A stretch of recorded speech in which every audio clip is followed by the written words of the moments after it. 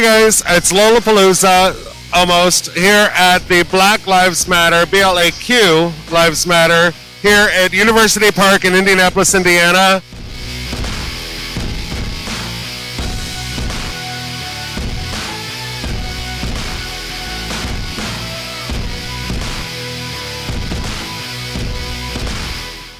This event was put together by Indiana Pride of Color and IYG.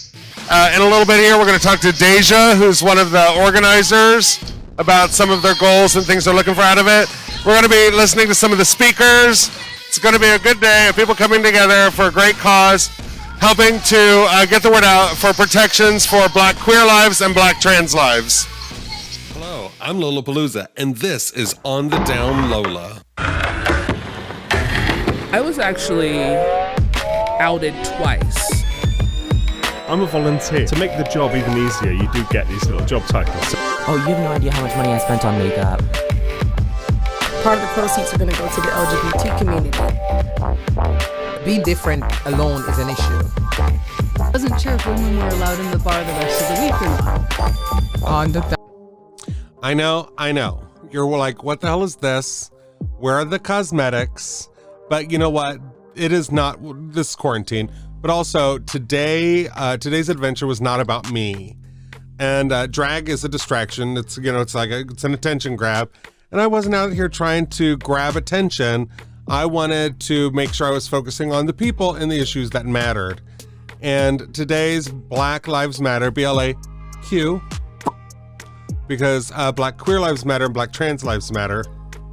I was really excited. I got to talk to Deja, TJ, and Joseph. Together, they formed an organization called BLAQ, which focuses on Black queer and Black trans lives and the issues that they face. Deja also started Taste Indie, which is an event group that focuses predominantly on Black-centered events. And I was so excited that they stopped by to chat with us a little bit. Hey everybody! Also, guys, super sorry about the yelling. It was a new microphone. We hadn't tried it out. But better luck next time. It's me again, if you didn't recognize me from 2 seconds ago. I'm here with Deja from Taste Indie and with these other two wonderful people from BLAQ, BLAQ, which is an organization to benefit Black queer and Black trans lives. So yeah, Deja, you've done an amazing job. Tell us about some of your community partners you have today. So first I want to introduce TJ here and Joe. They are, we're all together, we form BLAQ, and some of the community partners that we have here, we're raising funds for Indiana Pride of Color and Indiana Youth Group. We have some awesome speakers here. India, who is the founder of Thrival Academy. We have Belinda Drake here. We also have, help me because I'm drawing a blank here. Who else? It's so many people. Bree Roberson, who is a 3L at IU McKinney here speaking, giving her experiences. She's been very active in the protest scene here. There are just so many awesome people. Now, Deja, you have this wonderful crowd, this growing crowd here right now. What are some of the outcomes you'd like to see out of today? So what we are trying to do is to stand in solidarity with the Black Lives Matter movement.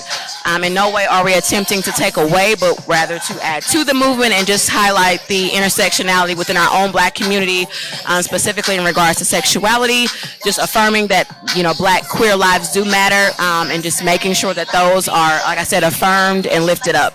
And I'll pass to my folks here. For me, it is affirmation of Black queer lives and really including our lives in this conversation, including us as part of this movement, because so often and too often, Black queer voices are left out. Black queer names are not said. Black queer names are not sent throughout social media and sent through mainstream media. They go unheard. The stories go untold.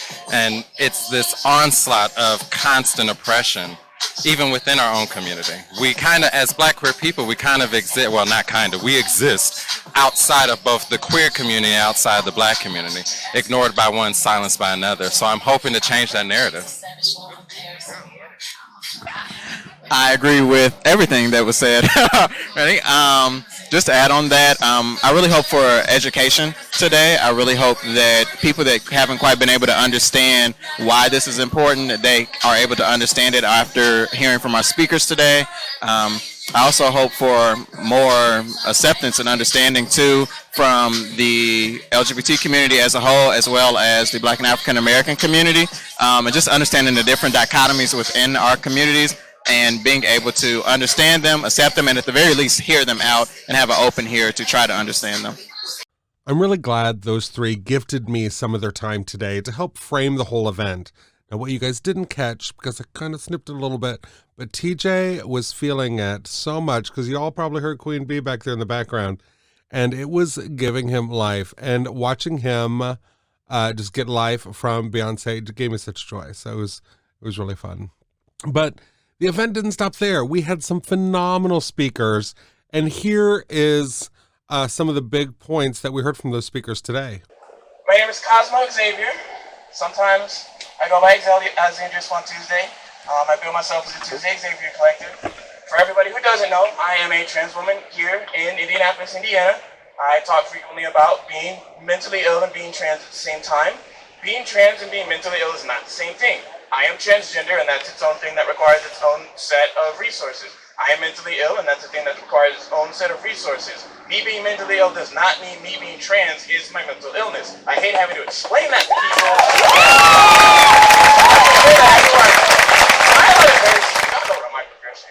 A lot of people will feel the need to kind of just like whisper something, or to make a little judgment to their friend, you know, the shit you see in high school all the time. And it's tiring to be a trans person, and I'm not gonna lie. I'm not gonna pass like the average trans person. I'm well aware of the fact that I'm wearing a size 13 shoe. I'm well aware of the fact that my calves have literally never been this small since I was like 12, thanks to hormones. Swear to God. I'm well aware of the fact that there are things about me that just stick out compared to the average quote-unquote cis woman. I don't care. Cis woman's an actual thing. I don't know where air quotes came with that. I know that I look a little different than the average human being. But that don't mean that you've got to give that little like hateful comment to the universe or whatever. Because everybody has a little inner commentary where you have something to say about somebody, and most of us as adults have learned, oh, that's not something that I should say about people, and I'm gonna keep it to myself, and I'm gonna move on with my life. You know, like, and make sure you register to vote. It's really important to make your voice heard. And that's at the foundation of my school. I'm not here to talk about my school, but civic engagement is one of the first things that we get our kids into. It shouldn't be something that you learn in 12th grade right before it's time to vote, or you turn 18 after, you didn't turn 18 and you haven't even taken government yet. What kind of sense does that make? It should be something as soon as your brain is ready to understand how this thing works, you should be learning about it. So if you are not civically engaged, please, this is your city. You have a say. We are not passive victims of anything that happens in this country. We cannot be passive victims of any policy, of any law, of any practice. We have the say. That is what a democracy means. The democracy used to be them over there, those white men making all the decisions, but now we get to make the decisions. This is going to be a true And while you may not see that white supremacy is always around within queer community, just look at just the icons of who we look to, who gets the most attention, and what stories are most important. And then when it comes to the representation of somebody that looks like me, how am I presented?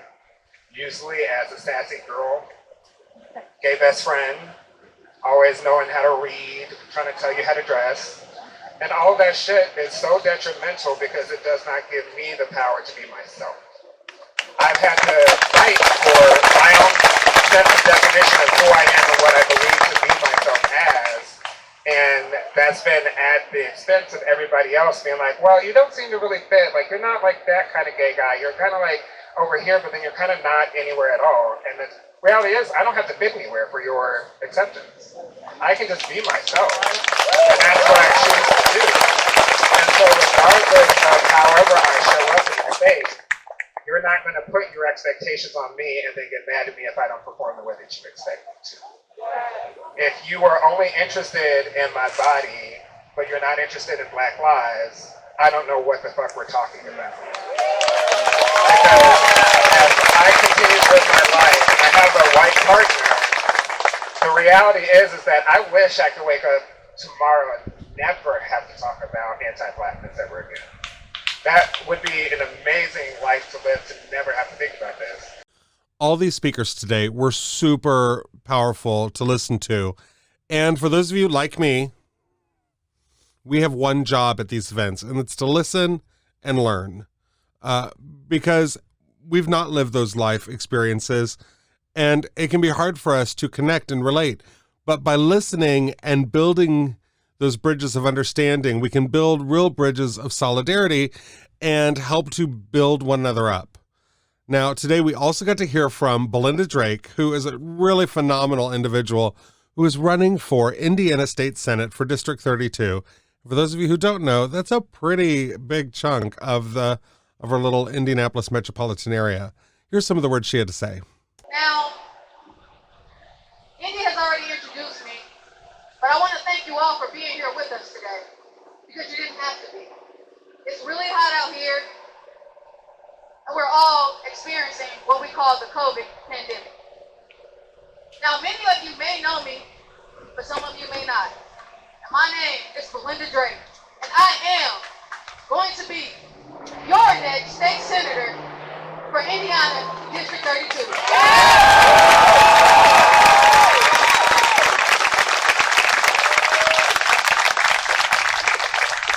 With doing so, I plan to take my morals and my values and my commitment to putting people over politics. And what that means is that I will be your bold voice for change. I will walk into our steakhouse as a Black, LGBTQ person and female in the state of Indiana.